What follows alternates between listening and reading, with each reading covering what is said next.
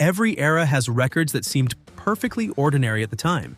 You heard them on the kitchen radio, sang along in the back of the car, and never once stopped to think about what was actually going on in them. So today, we're looking back at strange 1960s songs we thought were totally normal. Number 12, Teen Angel by Mark Dinning.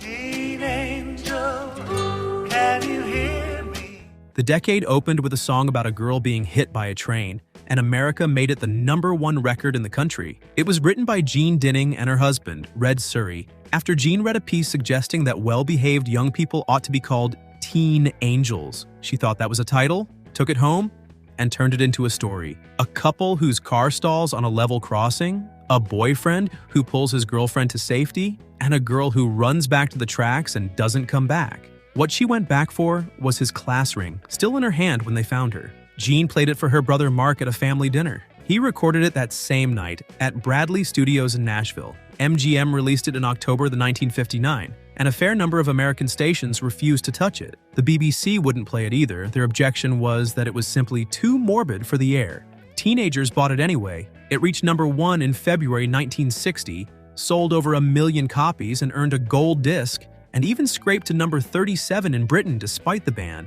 Teen angel, can you see me? Jean Dinning had been a professional singer herself, one of the Dinning sisters, a trio who'd had hits in the 1940s. Writing a song about a girl killed on a railway line was, to her, simply a good idea for a record. What followed was an entire genre. Within a few years, the charts had a small industry of songs about teenagers dying. In cars, on motorbikes, on train tracks, and record buyers treated it as perfectly normal listening. There's a small coda to it. In 1969 at Woodstock, a festival that had almost nothing to do with any of this, the revival act Sha Na Na performed Teen Angel on stage. It was less than 10 years old at that point, and it already sounded like something dug up from another century. Mark Dinning never had another hit. He died in 1986 at 52.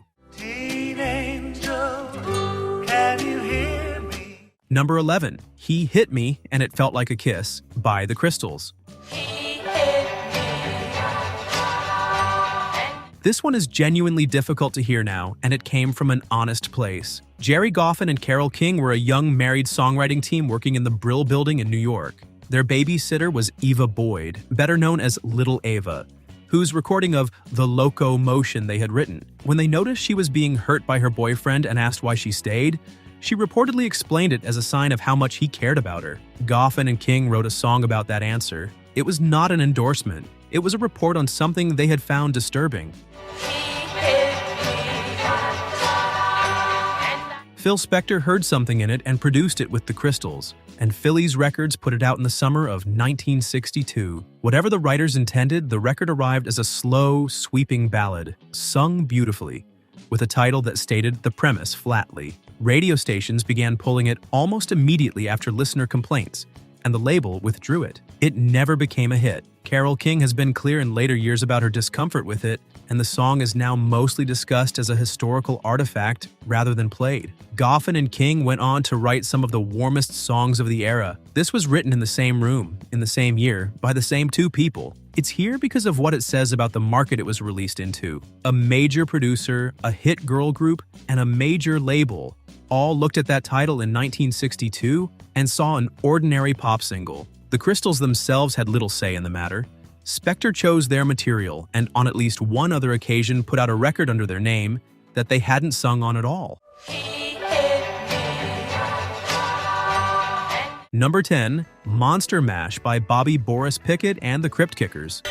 A young actor named Bobby Pickett was singing with a group called The Cordials and doing an impression of the horror star Boris Karloff between numbers. Audiences liked the impression more than the singing, so his bandmate Lenny Capizzi suggested they build a song around it. They wrote it in an afternoon, aiming it squarely at the mashed potato dance craze, and took it to producer Gary Paxton. The session players included a young Leon Russell on piano, credited together as the Crypt Kickers. The sound effects were all homemade. A rusty nail pulled slowly out of a board became a coffin lid. Water bubbled through a pot of stew became a cauldron. Chains dropped on a tiled floor were chains dropped on a tiled floor.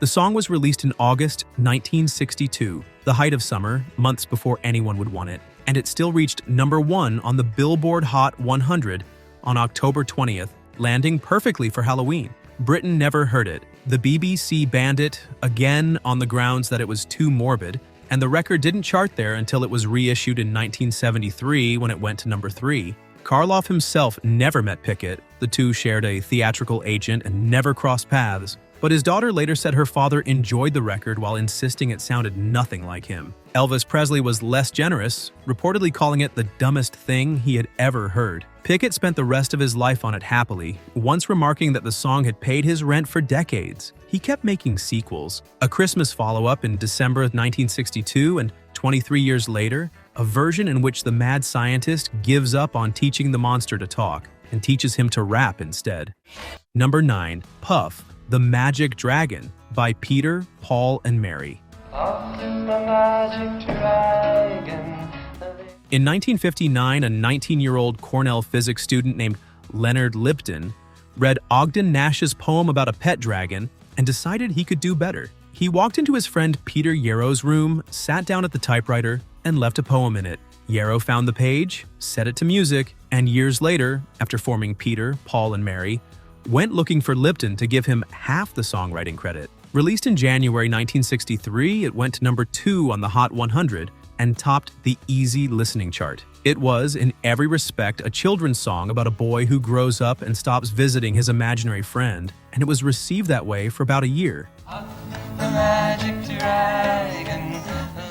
Then, in 1964, Newsweek ran an article about hidden drug references in popular music, one of the first of many such pieces. And somebody worked out that a dragon might be a drag, that a puff might be a puff, and that a boy named Jackie Paper might not be a boy at all. The reading stuck instantly and permanently, and it has outlived nearly everyone involved. Both writers have spent 60 years denying it. Lipton pointed out that nobody at Cornell in 1959 was smoking anything, and said that writing a drug song for small children would have been an appalling thing to do. Yarrow put it more sharply, arguing that you could make a better drug case for the Star-Spangled Banner. Singapore and Hong Kong banned it outright anyway. The part that gets lost in the argument is the ending, which is genuinely sad. The boy grows up, stops coming, and the dragon goes into his cave alone. Generations of children were sung that at bedtime while adults argued about rolling papers.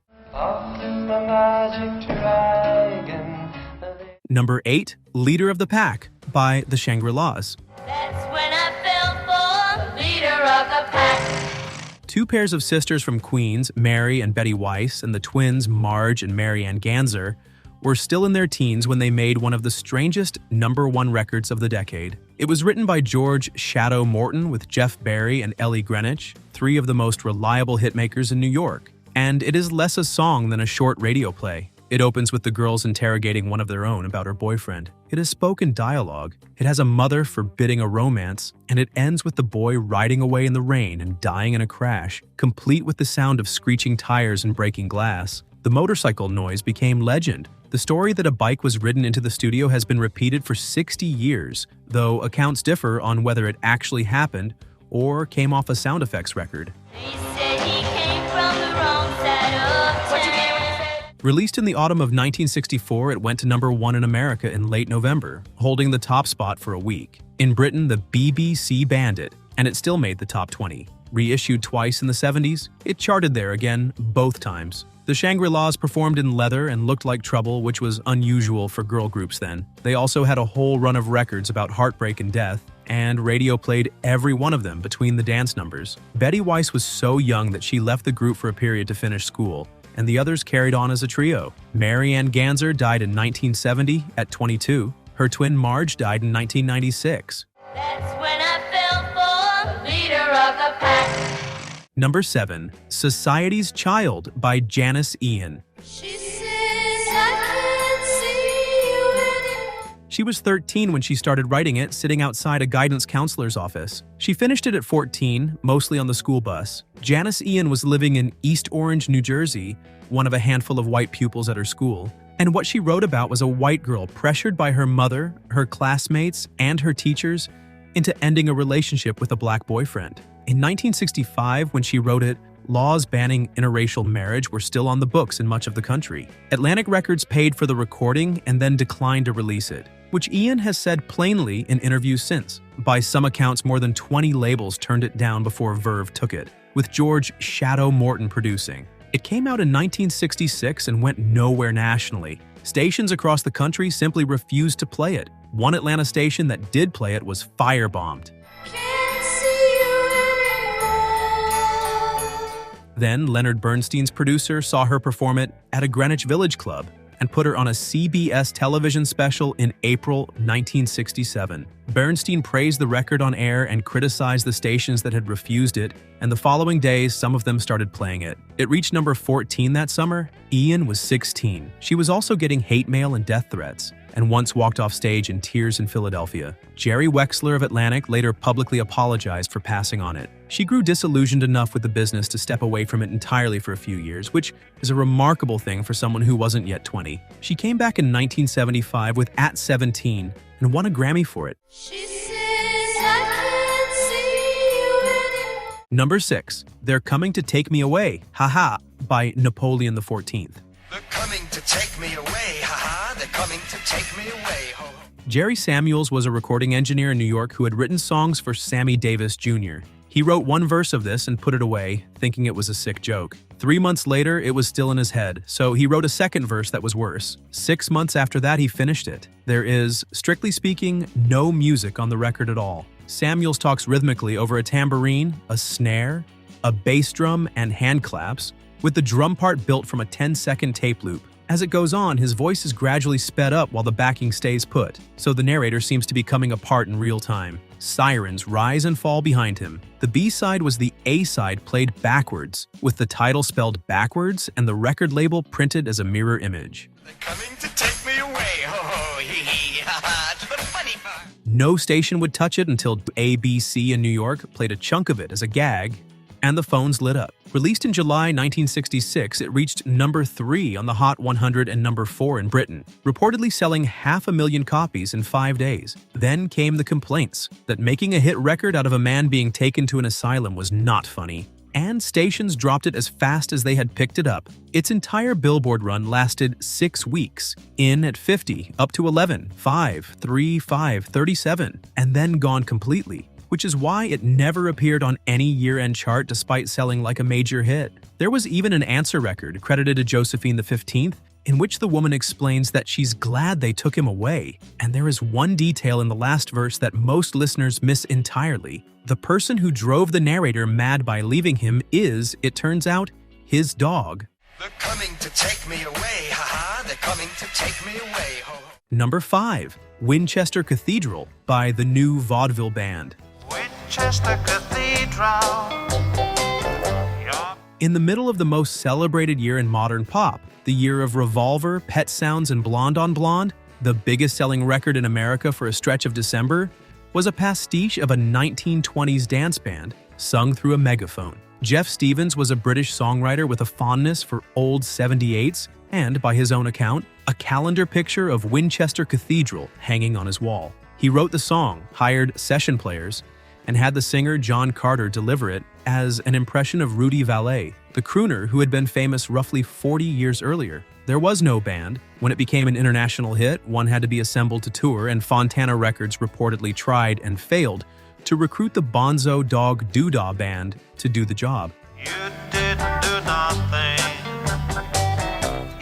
Rudy Vallee himself had never heard of it. Disc jockeys assumed the record must have been prompted by some old Vallee performance and started ringing him about it, and he was completely baffled. Then he recorded his own version, singing through an actual megaphone, and cheerfully cashed in. It sold over 3 million copies, earned a gold disc, and went to number 1 in America, Canada, and Australia. And at the Grammy ceremony the following year, it won Best Contemporary Rock and Roll Recording, beating Eleanor Rigby, Good Vibrations, Cherish, Monday Monday, and Last Train to Clarksville, which is possibly the single strangest fact in this entire video. Stevens also picked up an Ivor Novello Award for it, and the touring band kept going in various forms for years afterward, generally without anyone who had played on the record. Winchester Cathedral.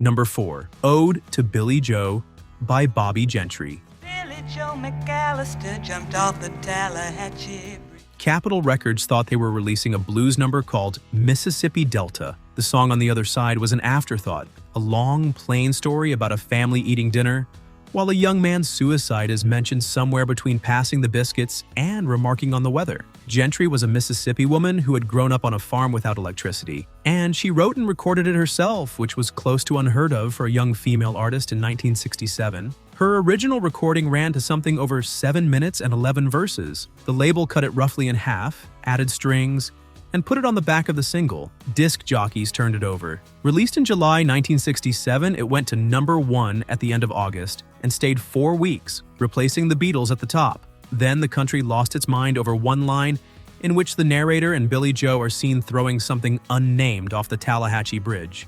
She and Billie Joe was throwing something off the Tallahatchie. For decades, people have guessed a ring, flowers, a baby. Gentry never answered. She has said in different interviews that she had an idea and that she didn't, and consistently insisted the question missed the point, that the object was only there to explain why the young man jumped, and the actual subject was the family's flat unconcern about a death. She won 3 Grammys, headlined in Las Vegas, hosted her own television series, and then, around 1975, stopped. She has given no interviews and made no recordings since. Nobody has heard from her in roughly 50 years. The 2 handwritten pages of the original long version survive. Gentry donated them to the University of Mississippi in 1973, and they sit in the archive there. Verses that were never recorded from a woman who has never explained anything. Billie Joe McAllister jumped off the Tallahatchie Bridge. Number 3, Young Girl by Gary Puckett and the Union Gap. They dressed as Union soldiers. That was the whole concept. The band was named after Union Gap, Washington, and they performed in full Civil War uniforms with Puckett billed as the general. Costumes aside, the odd part is the song, written and produced by Jerry Fuller. The narrator is a grown man who has become involved with a girl, discovers partway through that she is too young, and spends the entire record telling her to get out of his sight before he loses his self-control. It is, on the face of it, a man announcing that he cannot be trusted, set to a huge, soaring pop arrangement with horns. Nobody blinked. Released in early 1968, it went to number 2 in America and all the way to number 1 in Britain, where it stayed for 4 weeks. It sold over 1 million copies, and it was reissued in 1974 when it went top 10 in Britain all over again.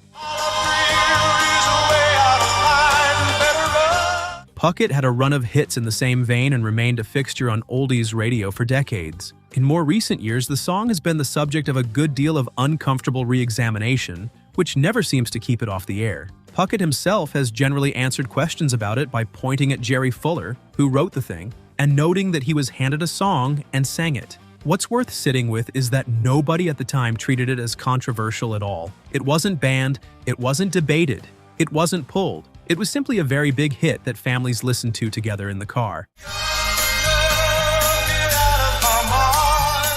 Number 2, MacArthur Park by Richard Harris. Jimmy Webb was asked by producer Bones Howe to write something ambitious for the association, a pop piece with separate movements and shifting time signatures. Webb delivered exactly that, and the group turned it down. Too long, too odd, too much of a record side. It sat unused until Webb met the Irish actor Richard Harris at a fundraiser in East Los Angeles, where Webb had been asked to play piano for the evening. Harris, an actor, not a singer, best known then for Camelot, asked him to send songs. He picked this one. The result runs 7 minutes and 21 seconds. It has a full orchestra, a long instrumental section in the middle, an abrupt gear change into something close to disco years before disco existed, and a lyric about a cake left out in the rain that has been voted the worst line in popular music more times than anyone can count. Harris also sang the park's name wrong throughout, adding an S, and nobody fixed it. Released in April 1968, it entered the Hot 100 at number 79 in May and climbed to number 2 the following month, held off the top only by Herb Alpert. It reached number 4 in Britain, sold over 1 million copies, and won Webb a Grammy for his arrangement. Webb has always maintained that every image in it was literal, things he had actually seen in that park during a relationship that had ended. Whatever else it isn't nonsense. Waylon Jennings recorded it and won a Grammy of his own for a country version in 1969. Paul McCartney and John Lennon were caught playing a snatch of it during the Get Back sessions in January of the same year, which tells you how thoroughly it had saturated everything. Donna Summer took it to number 1 10 years later, at which point, a 7-minute orchestral oddity from 1968 had become a disco record.